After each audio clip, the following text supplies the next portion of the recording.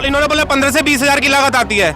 आप पता गन्ना कितना निकल रहा है एक बीघे में? 40 कुंटल के मतलब एवरेज से निकलता है और उसकी कीमत पता कितनी है? 16,000। तो 4,000 का तो घाटा है। तो आप कैसे बोल रहे हैं? किसान भी तो ये बोल रहे हैं जितनी मेरी कॉस्ट आ रही है उससे 50% मुझे प्रॉफिट मिलना चाहिए। क्या गलत बोल रहे हैं? बोला पेपर लीक क्यों हुआ, इसका जवाब आपके पास नहीं है। आप कह रहे सरकार बहुत है, अरे क्या सच्चाई बताओ ना सर, आप सच्चाई। लीक हो रहे हैं 100 रुपए में यूपी पुलिस का पेपर लीक हो रहा है टेलीग्राम से। बताइए कितनी श्रम की चीज है ये। सरकार रोजगार भी नहीं दे पा रही। हाल में मात्र 7 लाख लोगों को ही रोजगार दिया है सेंट्रल गवर्नमेंट ने। आप देखिएगा डेटा उठा। देखो सरकारी नौकरी नॉट ए गुड जॉब, मैं तो मानता ही नहीं। और देखो हमारे को नहीं मिली है, कह दोगे तुम्हें मिली नहीं इसलिए तुम अरे किसानों की सरकार नहीं है ना युवाओं की सरकार है, और सिर्फ ये अमीरों की सरकार है। 50 लाख लड़के इधर से उधर गए पूरे स्टेट में, और उसके बाद जो है पेपर लीक होता है। उन छात्रों के बारे में सोचे ना जो साल भर तैयारी करते हैं।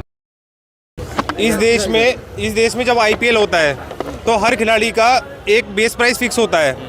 सचिन तेंदुलकर का बेटा है अर्जुन तेंदुलकर, उसको भी 20 लाख में मुंबई इंडियंस ने खरीदा है। जब हमारे देश की आर्थिक स्थिति बहुत ही ज़्यादा खराब थी उस टाइम हमारे किसानों ने ही हमारी जीडीपी का मतलब बढ़ाने में काम किया। उन्होंने जब हमारे किसानों ने खेत में हल चला के हमारे कलम को मजबूत करा तो आज उस कलम की जिम्मेदारी भी बनती है कि वो हमारे किसानों को मजबूत करे।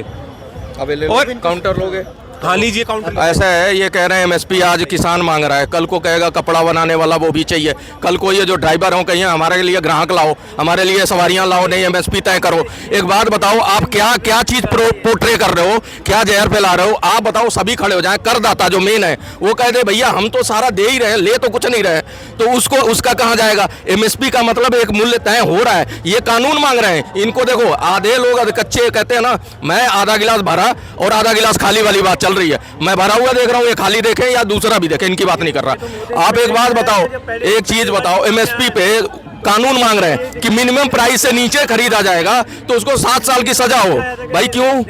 एक बात बताओ, आपको जब जरूरत है आप आड़त में जाके मंडी में 2 मंडी में घूम आते हो और अपने बढ़िया दाम पे बेच आते हो। आप जो ये बोल रहे थे, मैं सुन रहा था इनको, ये बोल रहे थे कॉर्पोरेटिव जो कंपनी की बात कर रहे थे। आप ये बताइए कि जब एक मतलब आम जो किसान है, जो कम जमीन है जिनके पास, वो उनके लिए बहुत ज़्यादा नुकसानदायक चीज़ थी। मान लीजिए आप एक कंपनी है, प्राइवेट कंपनी है, और मैं एक किसान हूँ, मान लो मेरी फसल बेकार है और आप मंडियों को खत्म कर रहे हैं और उसको आप भी नहीं खरीदेंगे तो कौन खरीदेगा? मुझे ये बताइए। और एक चीज हो, सरकार क्या कर रही है? सरकार बिचौलियों को बढ़ावा दे रही है। किसान ये कह रहे हैं कि बिचौलियों को खत्म करा जाए। एक चीज बताइए, जो आलू का मतलब ये टमाटर का किसान है, मान लीजिए आप टमाटर के किसान है, तो आपके खेत में से 2 रुपए किलो टमाटर आता है और आम नागरिक 90 रुपए किलो खरीदता है। क्यों खरीदता है? क्यों खरीदता है?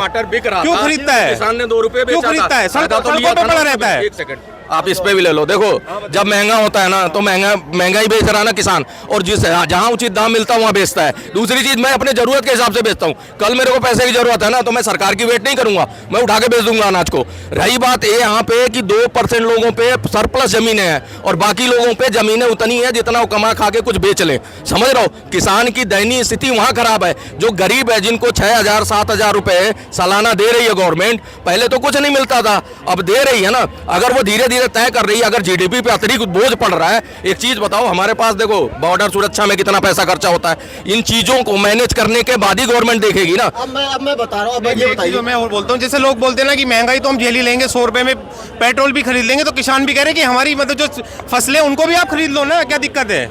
अब ये बताइए, किसान सबसे बड़ा सवाल है, नेता अपने लिए अपनी पार्टी के लिए इतना खर्चा कर देता, किसानों की देने की बारी आती तो नेता चुप हो जाते, बोलते बजट खराब नहीं है, हमारे पास पैसा नहीं है।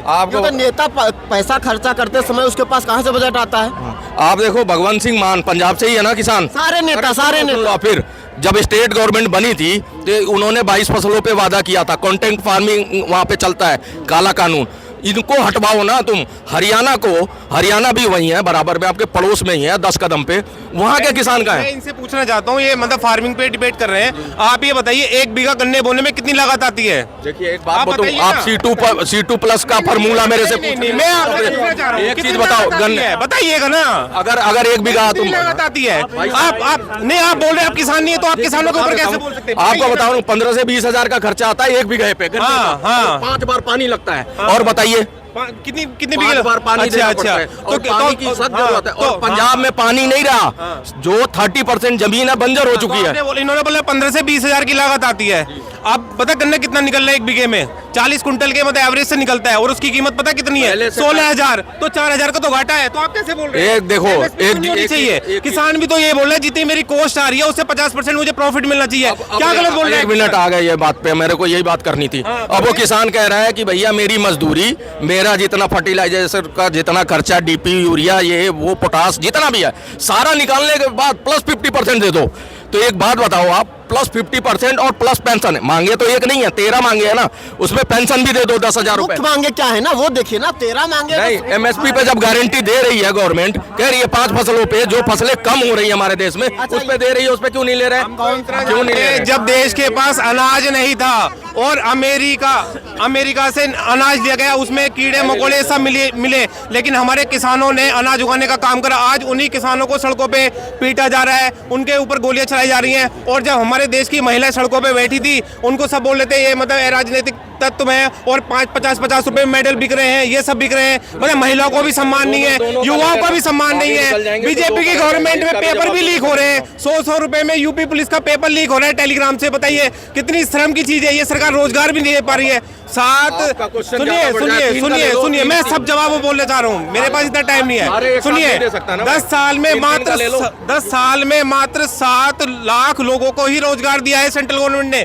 आप देखिएगा डेटा उठा के। और ये बताइए कि एक यूपी कांस्टेबल के लिए 50 लाख फॉर्म भरे जाने और 60,000 मात्र वैकेंसी है। कितनी बेरोजगारी है ये बताइए। और एक चीज, आप शिक्षा की बात करें, 10 साल में एक चीज बताइए, हम दिल्ली में पढ़ने आते हैं। अगर हमारे यूपी में एजुकेशन की इतनी अच्छी व्यवस्था होती तो हम दिल्ली में पढ़ने क्यों आते? अगर वहाँ के कॉलेजों में अच्छी व्यवस्था होती तो यहाँ पे क्यों पढ़ने आते?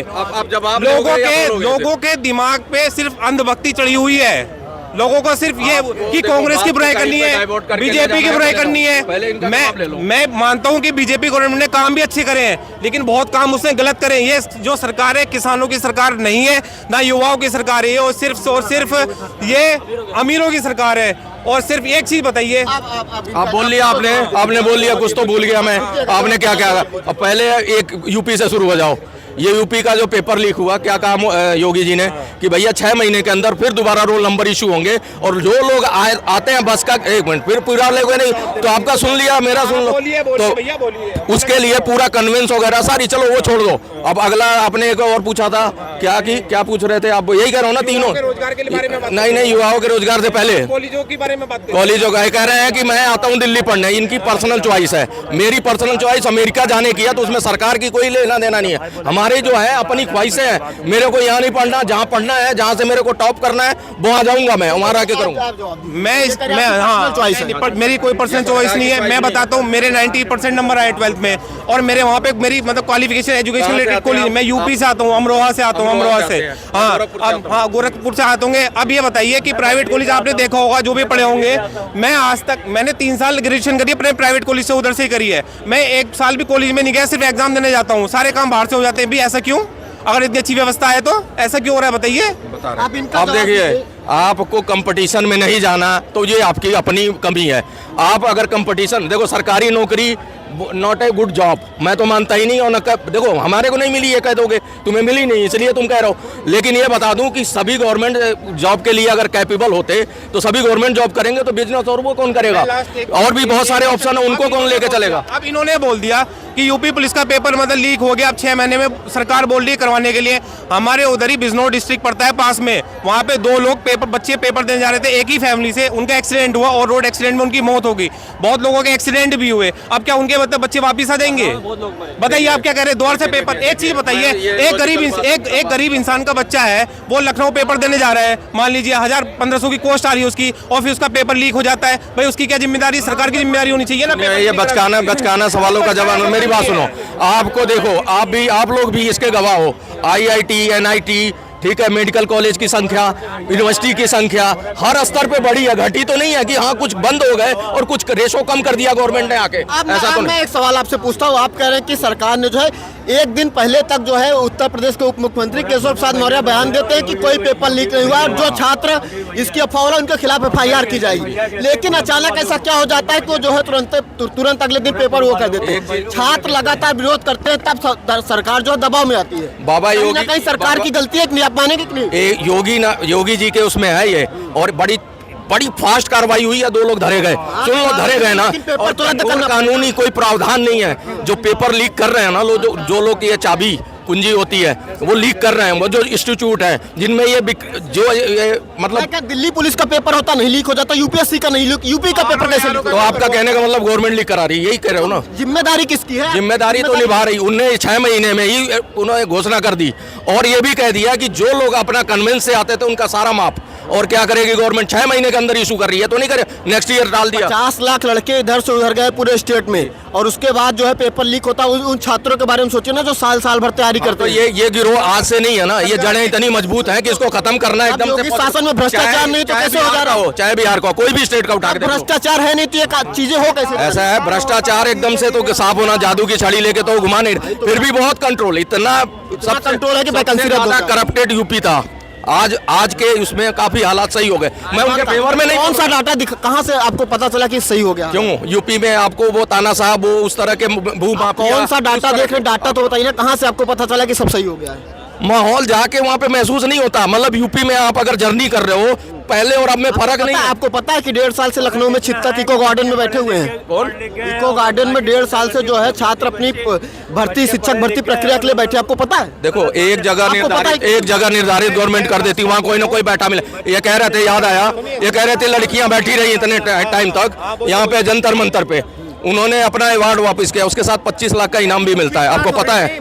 मेडल, और मेडल जो है तमके का मेडल ला के देने से। उसने जवाब क्या मांगा आपने? कि जंतर मंतर चले गए, यूपी के बारे में पूछ रहे हो, उन्होंने बोला पेपर लीक क्यों हुआ, इसका जवाब आपके पास नहीं है। आप कह रहे सरकार बहुत है, अरे क्या सच्चाई बताओ ना सर, आप सच्चाई नहीं। और दूसरी बात गवर्नमेंट कर रही है, वो धरे कर रही है, तो आप जंतर मंतर क्यों, दिल्ली क्यों आ गए? आप यूपी में रहो, यूपी बारे में बताओ इनको, मीडिया को, कि यूपी में पेपर लीक क्यों हुआ, इतना पावरफुल मैं दिल्ली रहता हूँ, यूपी का जवाब कितनी पावरफुल सरकार है, पेपर क्यों लीक हुआ? जवाब दीजिए। देखो, इतनी पावर तो पहले भी सरकारें थी, उनके टाइम में, उनके भी टाइम में पेपर लीक होते रहे हैं। और पेपर ये कोई नया तो नहीं हुआ कि पहली बार लीक हो गया यूपी का, बार बार हुआ है और हमेशा होता रहा।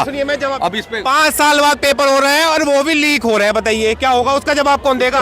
2023 का 2024 कहाँ हुआ है? यूपी पुलिस कौन से पिछले साल का हुआ है? 17 के बाद वैकेंसी नहीं है, आप कैसे बोल रहे हैं? नॉलेज कम है मुझे लग रहा है, आपने किताब पढ़े कि नहीं, हमने बोले नहीं, आप सच बोल रहे हो।